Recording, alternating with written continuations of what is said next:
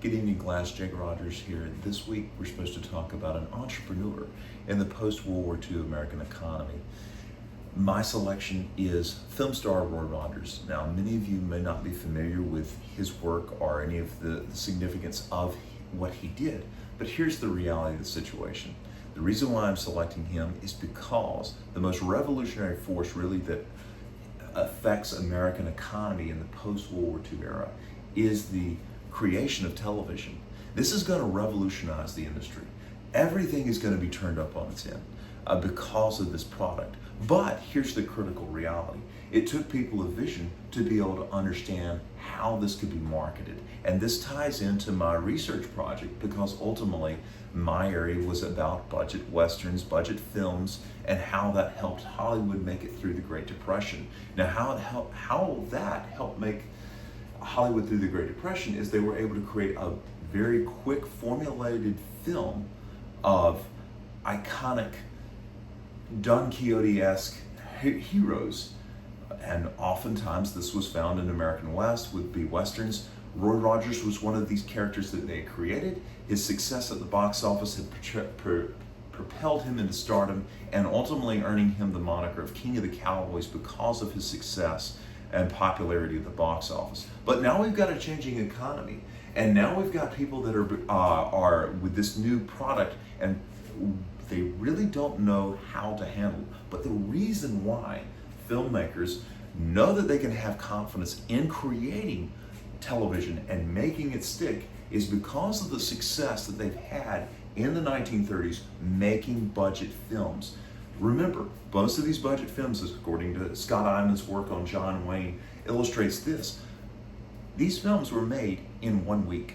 1 solid week of shooting is all that would be required to make a 60-minute feature film.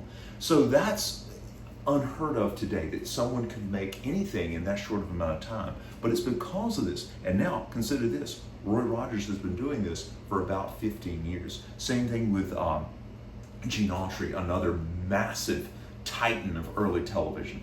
This is what they're used to. They know they have the power to be able to do this because they've been in the system for 15 years working this stuff, or even longer. So now it's going to be a simple transition.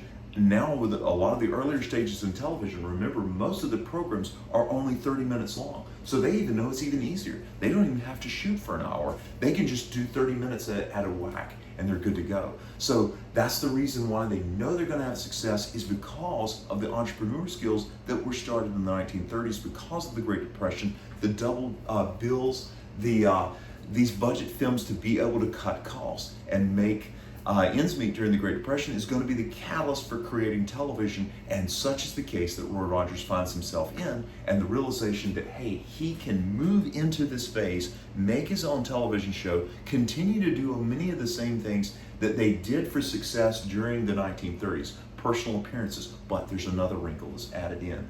Now with the post-World War II economy, more revenue in American pockets, there's one thing that they're going to be able to transition to, and that's merchandise sales. And it's more or less an autobiography, The Answer is God. Roy Rogers illustrates a lot. It talks about this to a great extent about how committed he was to making sure that children, because that was, again, one of his major target areas, was the entertainment of the younger audiences with his programs, with westerns. This is the kind of things that little children wanted to see more of. So they're obviously able to sell a lot of merchandise, and this is even propped up more because now they have a television presence almost every other week.